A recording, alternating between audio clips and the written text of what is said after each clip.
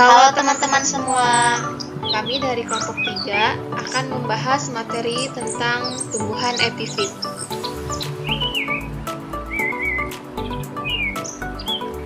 Kami dari kelompok 3 yang beranggotakan 5 orang. Yang pertama ada Alfiansah, Arlisa, Sophia, Latifah, dan Maisaroh.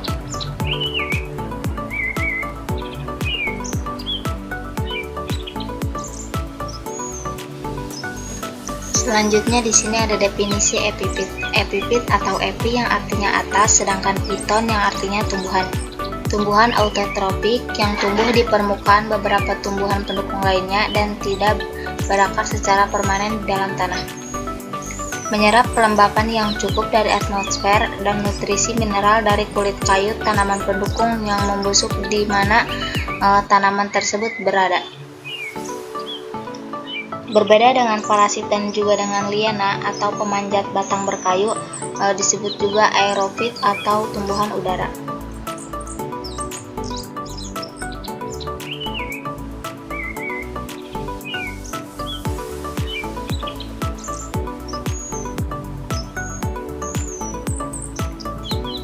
Selanjutnya ada contoh tumbuhan epifit.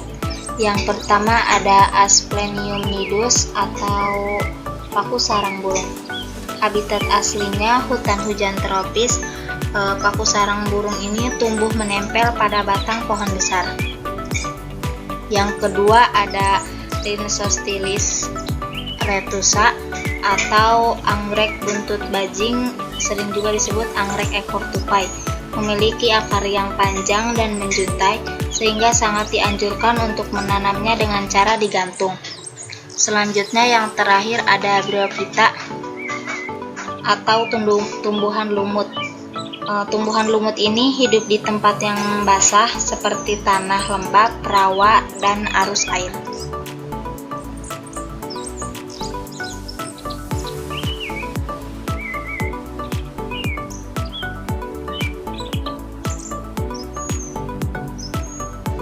Untuk yang selanjutnya ada kelompok tumbuhan parasit. Yang pertama ada parasit obligatif. Nah, parasit obligatif ini tumbuhan yang sepenuhnya menggantungkan sumber energi pada tumbuhan inang. Parasit obligatif ini disebut juga parasit sejati. Contohnya itu Rafflesia. Untuk yang kedua ada parasit fakultatif. Parasit fakultatif ini tumbuhan yang menggantungkan sebagian sumber energi pada tumbuhan inang. Nah, parasit fakultatif ini masih memiliki organ fotosintesis yang berfungsi secara normal sebagaimana tumbuhan bukan parasit. Contohnya Mistletoe. Untuk yang ketiga ada hemiparasit. Hemiparasit ini itu tumbuhan yang bersifat parasit hanya dalam sebagian tahap perkembangannya saja. Contohnya itu cendana.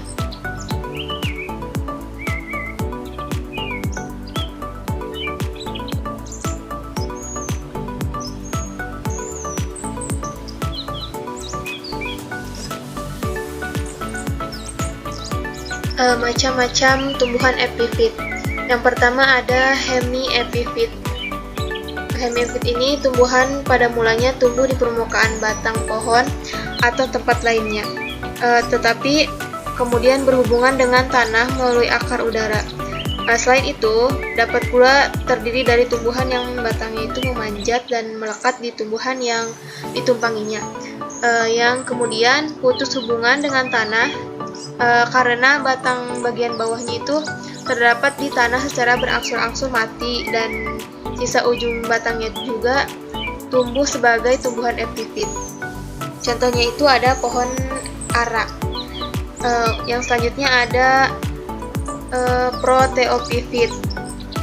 Proteophyit ini tumbuhan epifit mendapatkan nutrien sebagai sumber makanannya dari permukaan tempat tumbuhnya atau batang pohon, daun atau batu, dan atmosfer. Tumbuhan epifit ini tidak terbentuk struktur organ adaptasi yang khusus kecuali akar, udara, dan filamen. Untuk yang selanjutnya ada epifit sarang. Nah, tumbuhan epifit ini mempunyai organ yang berkemampuan untuk memperoleh air dan humas dalam jumlah yang cukup untuk kehidupannya melalui sistem perakaran yang bentuknya seperti sarang. Contohnya itu ada anggrek merpati. Selanjutnya epifit kantung air. Tumbuhan epifit ini mempunyai akar yang bentuknya itu seperti jangkar dan terdiri dari jalinan serabut fibrosa yang berkembang dengan baik yang berfungsi sebagai kantung untuk penyerapan dan tempat penyimpanan air. Selain itu, daunnya juga dapat menyerap air dan melakukan proses fotosintesis. Contohnya itu pada Nepenthes spp.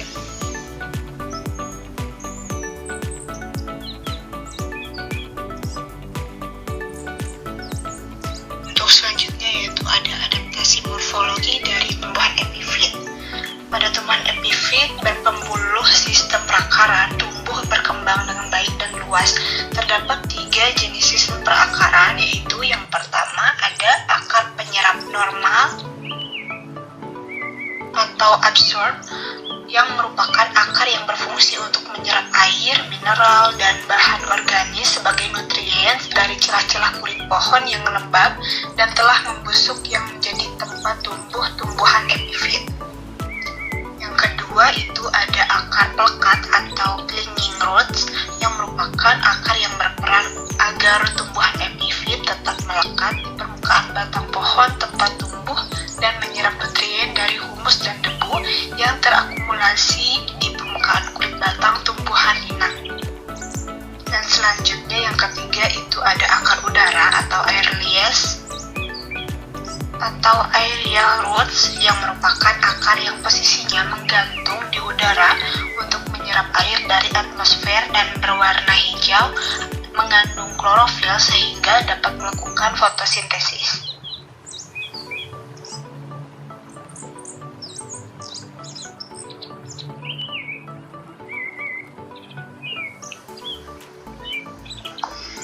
Untuk selanjutnya yaitu ada adaptasi morfologi bagian batang. Bagian batang tumbuhan epifit yang berpembuluh maupun tidak berkembang dengan baik atau tidak. Beberapa jenis tumbuhan epifit yang kadang-kadang pada batangnya membentuk batang sekulen untuk menyimpan air yang bentuknya seperti umbi atau tuber, atau gelembung seperti bola palsu atau pseudobulbous.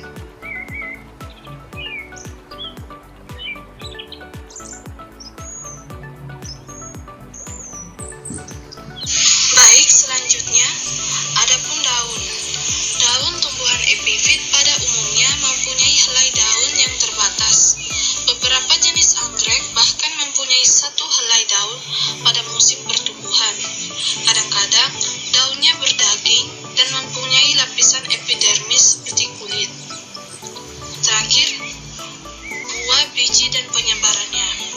Buah dan biji tumbuhan epifit pada umumnya disebarkan oleh angin, insekta, dan burung.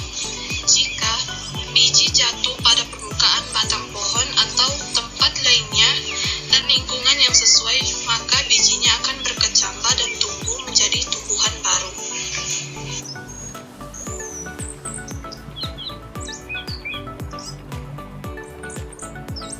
Selanjutnya ada adaptasi anatomi. Adanya kutikula tebal dan stomata cekung. Nah, kedua struktur ini sangat mengurangi hilangnya air dari tanaman.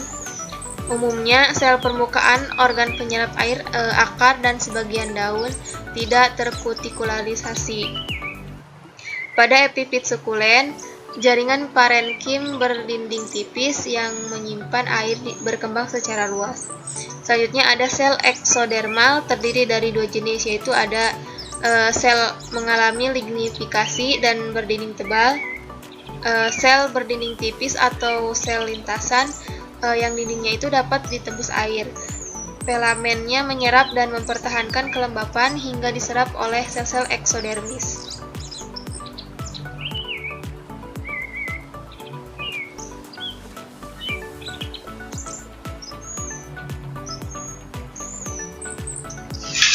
Manfaat tumbuhan epifit bagi keanekaragaman hayati.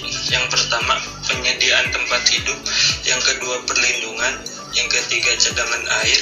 Yang keempat, ketersediaan nutrisi. Yang kelima, penyerap karbon. Yang keenam, distribusi benih. Yang ketujuh, keanekaragaman hayati, yang ke-8 interaksi mutualis, yang ke-9 penyerap populasi, ke-10 pendidikan dan penelitian. Kesimpulannya, tumbuhan epifit adalah tumbuhan yang tumbuh dengan cara menumpang pada tumbuhan lain sebagai tempat hidupnya. Tumbuhan epifit tidak memanfaatkan inangnya dan dapat hidup secara mandiri, lepas dari tanah sebagai penyangga dan penyedia hara bagi kehidupannya. Air diperoleh dari hujan, embun, atau uap air, sedangkan hara mineral diperoleh dari debu hasil dekomposisi batang dan sisa-sisa bagian tumbuhan lain yang terurai.